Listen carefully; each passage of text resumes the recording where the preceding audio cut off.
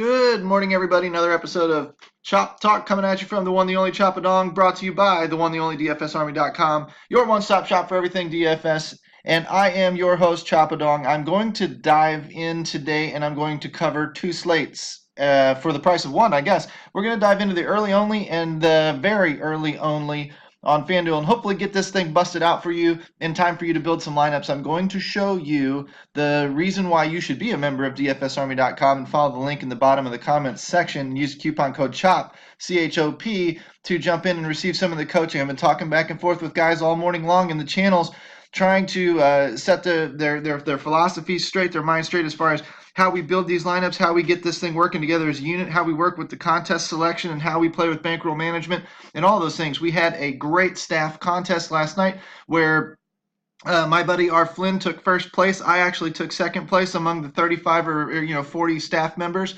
So the methods work, guys. I'm not saying that to bash our other coaches at all, because on any given night, everybody does well. We're all very, very sharp DFS minds inside DFSArmy.com. So really and truly, you're not going to go wrong by following any of us. I'm just using that to tell you that the method I've been preaching this year on these videos works. And if you want more insight and you want more access to me, you've got to become a VIP inside DFSArmy.com. So let's dive in. Let's bust up these slates and see how quickly we can get them done. I've already set up the starting pitching matchups, the 12, 1, and 2 o'clock games. And what I'm looking for is DFS grade first, DFS Army grade first. I see a 78, 68, and then a drop off to 47. So these are probably going to be my two pitchers.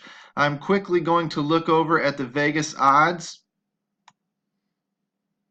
as soon as those come in. And I'm going to look for massive favorites. Okay, the second pitcher's a minus 148. It's about the best we get today. Is what it is. Nothing overwhelmingly dominant. I'm going to go back over here. I'm going to see that it's DeGrom and Happ, which are probably going to be rather pricey pitchers, of course. Not looking like the day to pay down at pitching. It looks like a day to pay up. Either one looks okay. What I'm going to look for now is K-score. And the way I do that is I look at the K percentage here and the op K percentage here. Obviously, it's to handedness for the hitters facing right or left-handed pitchers, and to pitchers, it's their overall K percent. So when I look at Jacob deGrom on the last couple of years, he's a 30 and a 20.6 facing, who's he facing today? Don't even know that. Don't need to know that. That's the beautiful part about it, Atlanta. So Atlanta doesn't strike out a ton, but it still gives him a 50.7 or a 507 K score. I dropped the decimal point. So over 500 is good. DeGrom is in a good spot. Okay, he should be okay for strikeouts. I mean, barring bad day or whatever. I look down here at Happ, 24-7, 23-5. That's a 47, 482. 482 is close to 507, So again, doesn't mean that DeGrom's going to throw 10 strikeouts and Happ's going to only throw 8. I don't know. It means they should both do about what they normally do, maybe even a little bit better, because they're headed towards that 500 mark. I look down here, there's a 43 with this pitcher, a 41, 42 with this pitcher, and now we're down to 36, and now we're down to 39. So you can see why these pitchers down here aren't as powerful. In baseball, we're looking for starting pitchers that go deep into games, throw 5, 6, 7 innings, pitch a lot of strikeouts, and are in line to get the win because they go deep into games and because they're good pitchers. Now, the strikeouts are your upside. The strikeouts are great, but the strikeouts also cover up allowing some runs. So I can sit there with a guy with a 3.5, 4.25 ERA, and if he throws 10 strikeouts in a game, he's going to cover up some of those runs he gives up. We just don't want him to get shelled for 6 or 7 runs.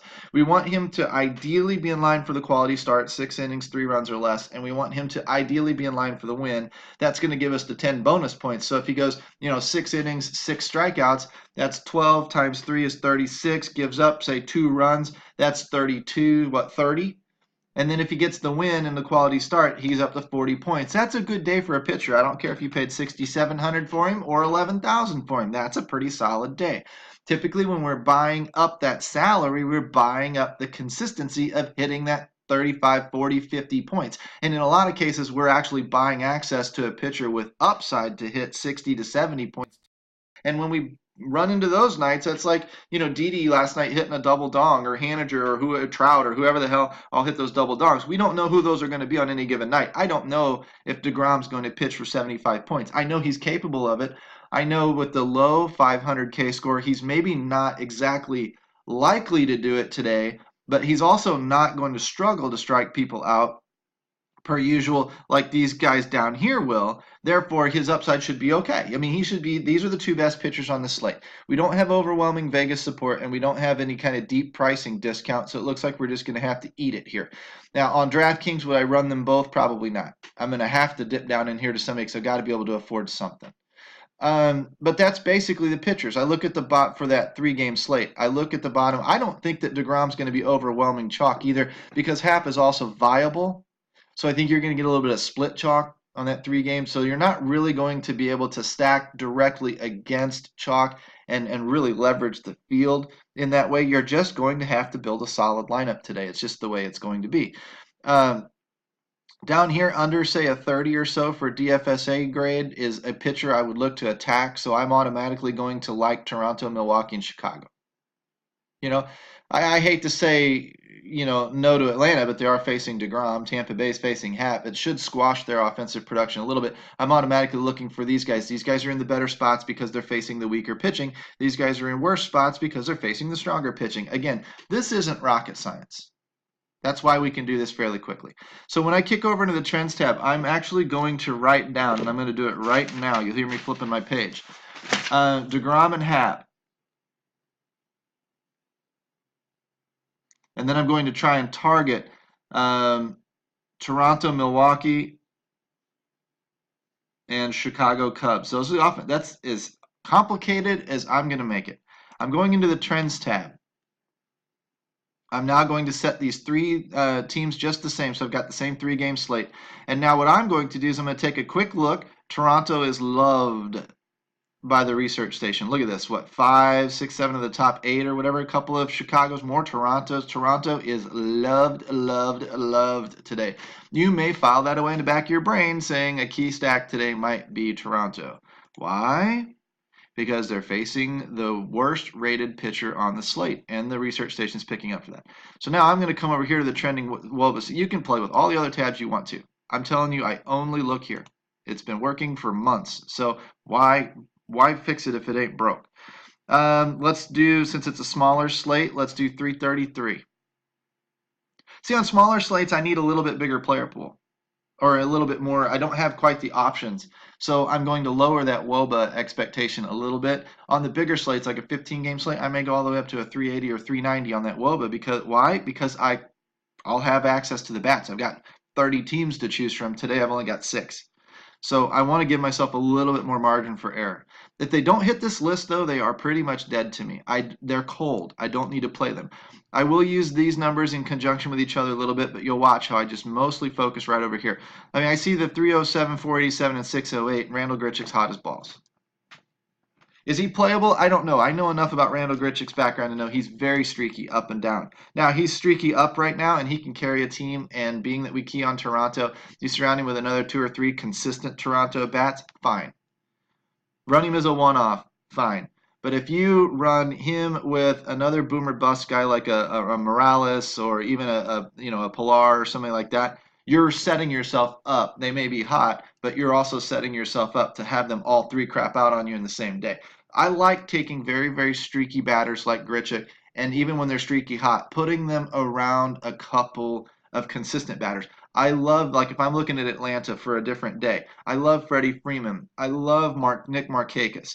Then I can take somebody a little bit more streaky, and kind of mix them in, like Acuna when he was playing or whatever. I can mix them in a little bit because I've got some consistent bats kind of wrapped around that risky guy. If I was looking at like a Baltimore and I've got or the Mets and I've got a Jay Bruce in there, he's very, very streaky. I would take Jay Bruce. I would love to surround, or a Todd Frazier for crying out loud. I would love to surround him with a Cabrera, or a Nimmo, the way he's been playing or something like that, and then put that risky bat in the stack with it because I've still kind of backed up. I always am hedging myself.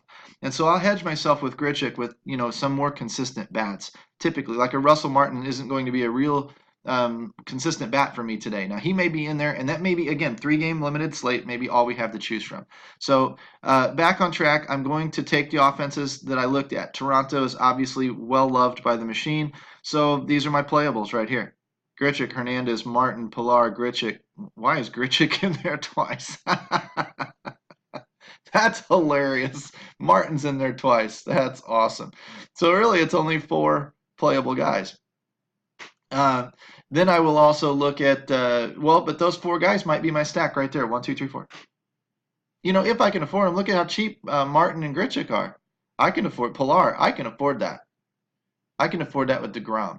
So then I jump down into, what else did I say? Milwaukee. Let's look for hot bats. There we go. Because we've already filtered out the guys that are 333 and above. Now, I might not play Manny Pena if he starts because 339, whatever. I've got a 688 and a 530 to choose from and a 494 if Kratz starts. Small sample size.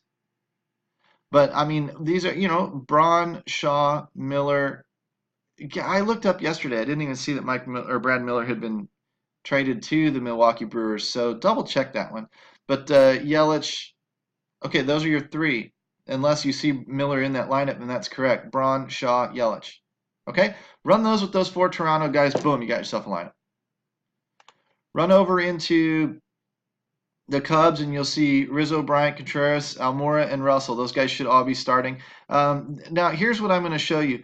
308 season long, 340 2 weeks, 355. That's not exactly hot. It's trending up, but that's not exactly hot. You know, it's just kind of about right. So that's fine. You should probably get an about right day. Now, you might get a great day. You might get a bad day, but generally speaking, he's not super hot. Super hot would be the, well, 400, 333. All this means is he's coming out of a little bit of a slump. He had a bad week or 2, and now he's coming out of it again. So his number's running a little bit hotter than his season average because really it's just coming back up to his season numbers.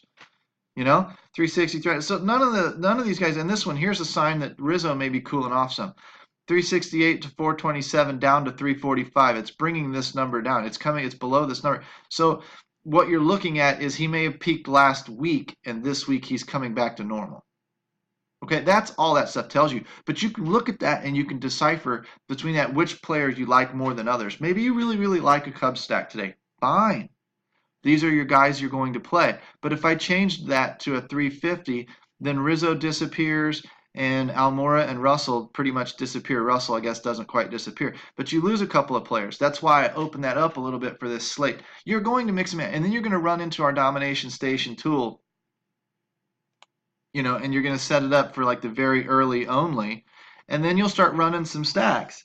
You know you like DeGrom. You know you like Happ. You'll set those pitchers up with some of these numbers. Like you'll start off by running about 6 lineups with about 3 uniques in it, and then you'll basically watch who loves DeGrom.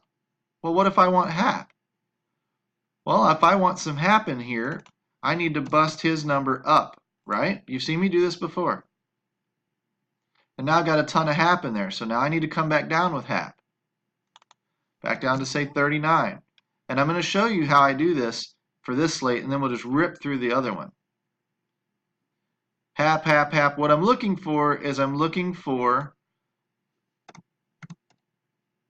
a mix between Happ and DeGrom. I want DeGrom to come back in here. Happ, Happ, Happ, Happ, Happ. There's 2 DeGroms.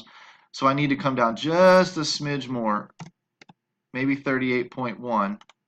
And see how I'm doing it manually? I'm not using the smiley faces. You can use those, but sometimes they don't adjust for me like I like. Happ, Happ, Happ. DeGrom came up a lineup. There's another one. So let's try this. Let's go out to 8 lineups and let's see what the mix is there. A lot of Happ, some DeGrom. Happ's in 6 of the 8. I still want DeGrom. I wanted at least an even split for me. So I'm going to pull him down to 38. And we're just coming down ever so slightly. And here comes DeGrom back in there a little bit. So now I still need to come. What I can do also is I can take DeGrom and come up a little bit with him. Say I come up to 38.7. I mean, I'm playing the old Price is Right game of you know, guess the price, you know, 430, 440, 450, 460, 470. I mean, I'm making minor adjustments right now. Now that he's kind of mixed in up here into the top few lineups and some down here, now I've got the mix I like. And now I see that we like Smoke. Zobrist and VR, maybe Shaw, Bryant, a mix. I'm looking for the all-ins. Lorenzo Cain looks like pretty much an all-in. Ryan Braun looks like pretty much an all-in. Conforto, not even so much Granderson. So it looks like Conforto, Braun, Cain, Smoke. Those are the guys the DS, the Domination Station, is going to like for me. So if I like those players, then I can just kind of run it as is. If I don't, I'm going to have to do some tweaking. So I'm going to set this to say, 3x3 today. If you want to do a 4x3, hell, do a 4x3. Whatever, doesn't matter. But I have 3 different stacks I like to cover. So a 3-3-2 would be kind of fun. I would take Toronto and make them say 60%, make Milwaukee 60%, make Chicago 60%, and run a very balanced 180, leaves 20% left over for these guys. I would switch this over to tournament mode. I would jack this up to say 15 lineups, maybe cut this down to 2 unique, so I tighten my player pool a little bit and just let it go. Just play with it. You'll find your style. You'll find what you like. And then when I play with it like this, I'm going to watch this over here. I'm going to make sure I've still got Hap and DeGrom disappeared.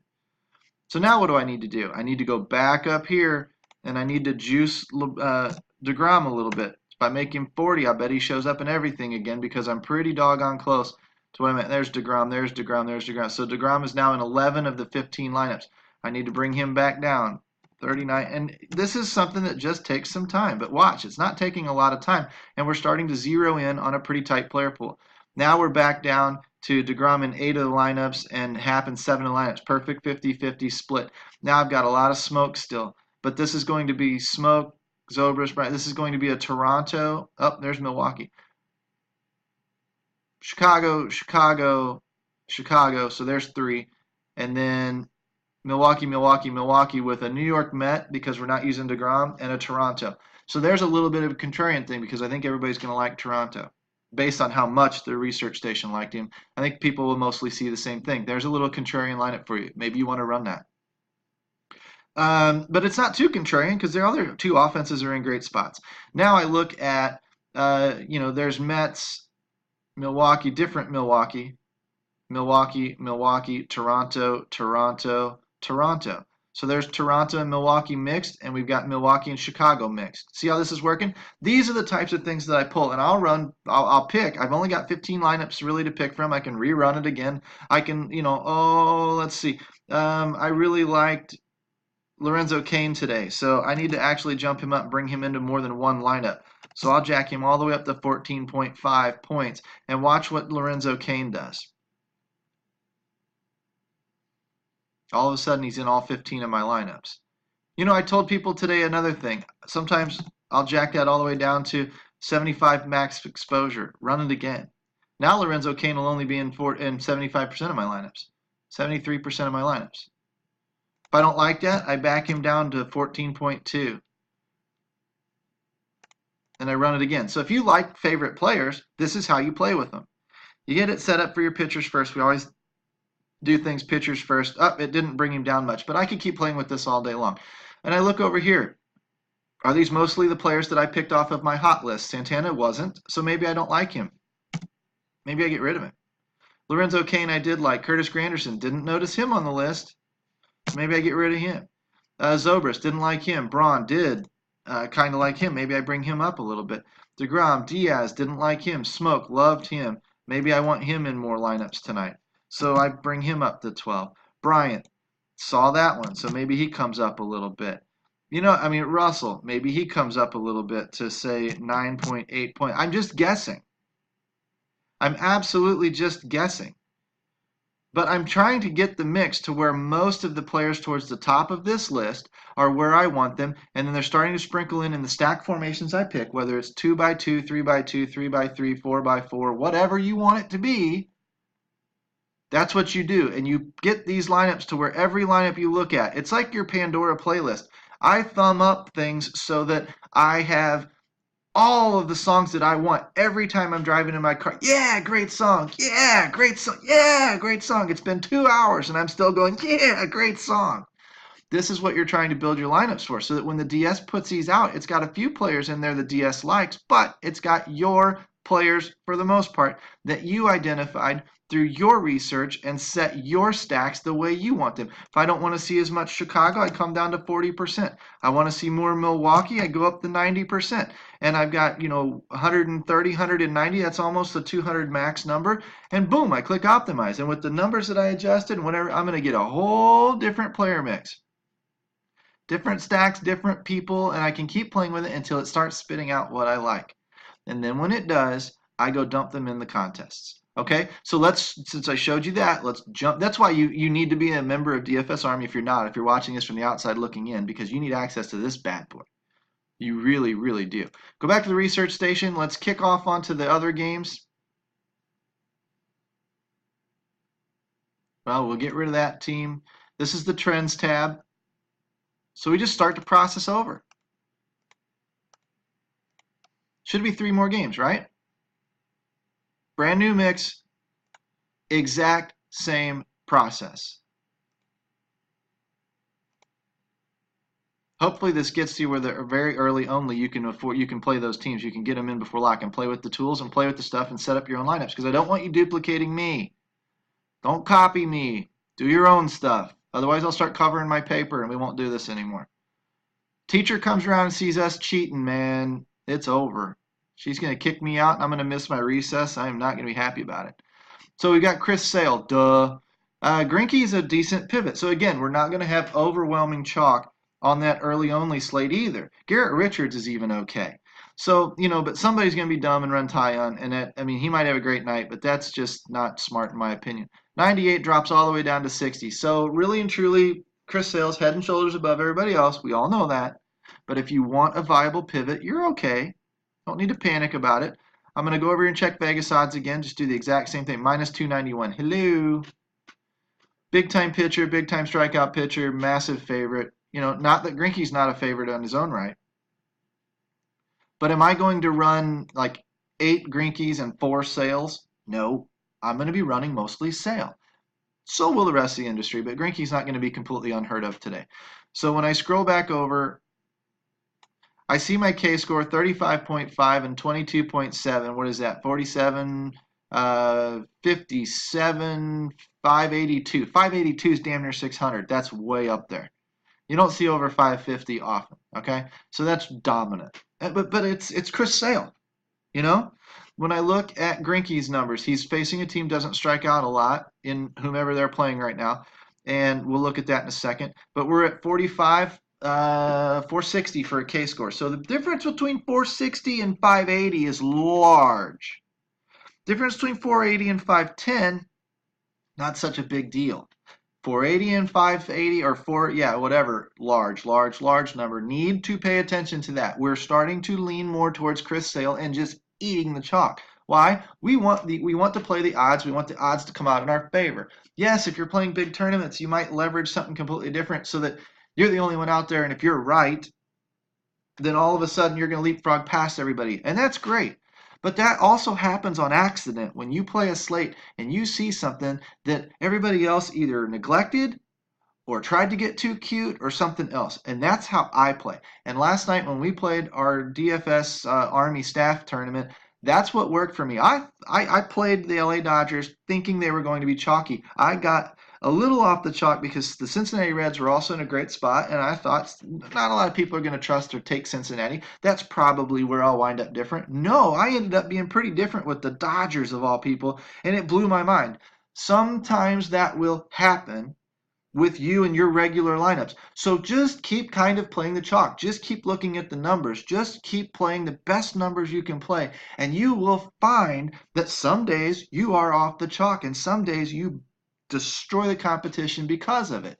Other days, you missed the chalk and the chalk was right. Whatever. But most of the time, you're just trying to build the best lineup possible. If you're not playing 10 and 20,000 person GPPs, don't sweat it. Don't sweat the ownership. If you're in 100 mans, 200, 300 mans, don't sweat the ownership so much. You're going to be pretty unique. And chalky lineups win those. They really do. So don't worry about it so much. Go ahead and play Chris Sale. But so we'll look down here at the bottom grades at these, Gonzalez, Taillon, and Ramirez, and those are going to be the pitchers we are going to try and attack. So LA, Arizona, Boston. Write those down. LA, Arizona, and Boston. Shocker. Boston's on the list again. Shocker. So I'm going back to the trends, and I'm going to look at Boston first. And I've still got my 330 set up. So I'm looking at all of these hot bats, all playable. Martinez, Benintendi, Moreland, Bogarts, Holt, Vasquez. Pick 2. Pick 3. It doesn't freaking matter. They're all running pretty hot. Okay? And they're in a great spot today. Make 3 lineups and take Martinez, Benintendi, Moreland, Bogarts, Holt, Moreland, Benintendi, whatever. Get access to it, because you don't know what combo of that's going to go off, and I don't know what combo that's going to go off. But I'm going to have pieces of different mixes and matches of it, because if it does go off like it should, I want the right combo somewhere. I can't get it everywhere, but I want it somewhere. And so I'll run a couple of different lineups with Boston stacks in them. Now, when I look at Arizona, who would I mix with? Probably, well, Goldschmidt's raging. Peralta, Marte, Ahmed, Mathis if he starts, whatever. These 4 I'm going to key on. I'm not going to now I'm not going to get Boston with Chris Sale, let's be honest. Okay? I'm probably going to have to take Marte and Ahmed and maybe Peralta, these 3, if I run Chris Sale. And when I come down to the LA lineup, I'm going to have to be looking for cheapies too. Down in here, Maldonado might be a necessary tool. You might find him pretty chalky on a 3-game slate with Chris Sale. Okay, so that's maybe one area we can get a little different, maybe kind of play with a little bit different pivot or something. Maybe I don't want to play Maldonado because I think everybody, but it's still a guess. Just don't be surprised if you see it. Dirt cheap, $2,300.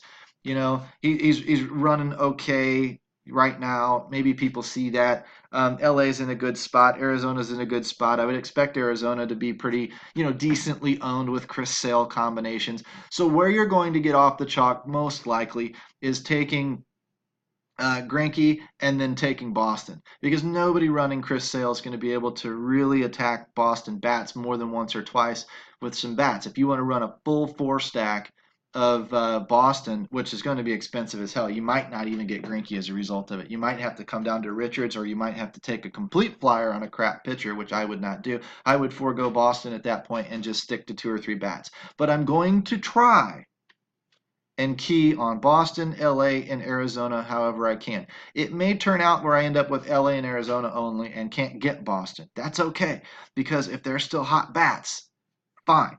Hot bats are hot bats, man. Maybe Boston comes out flat and I get lucky. But I think that you can predict, because Sale is expensive, where these other guys are going to have to reach. They're going to have to be looking for cheap stuff. I don't see them taking some of these other bats a lot. They might have to. But, they might be keyed on the same offense as we are based on weak pitching. So there you kind of have it. Just a quick breakdown of the playable bats for both slates, the pitchers to use, the pitchers to attack for both slates, a little bit of domination station play, and again, one ginormous sales pitch to get your butt into the Army so we can talk more and I can help you more and you can become a better player, because the people that are coming under our wing right now are winning. Go look at our wall of wins. It is piling in numbers. We've got U.S. Open, World Cup Soccer coming, MMA. We've got the World Cup Soccer. We have a video tutorial now to show you the entry level of playing soccer, because we know people are going to want to play World Cup. The U.S. Open golf tournament is this week. It's a major. A lot of people are going to be playing golf. When the recreational people come into the game, you have an advantage. But I'm not sharing those secrets with you. I'm not going to share the secrets of those other sports for you where we're going to have the edge. That stays with my VIPs, because those guys are supporting the cause and those guys deserve my best. I love everybody. I love the entire public, but the VIPs get the goods, and I share little bits of stuff with you guys to show you what we do, show you what we're capable of, and show you our track record. All right, so enough of the sales pitch. Follow the link in the bottom of the comments section, dfsarmy.com. Use code CHOP, C-H-O-P. Like I always say, friends don't let friends pay retail. Take the 10% off. I'm giving it to you. Get in here and get coached. Get better. Stop redepositing and start grinding up a bankroll, because after all, it makes the games on TV much more fun to watch. All right, guys, peace out. I might be back with some short slate stuff later tonight. I've got chin music coming out for the full slate, and we will see you when we see you.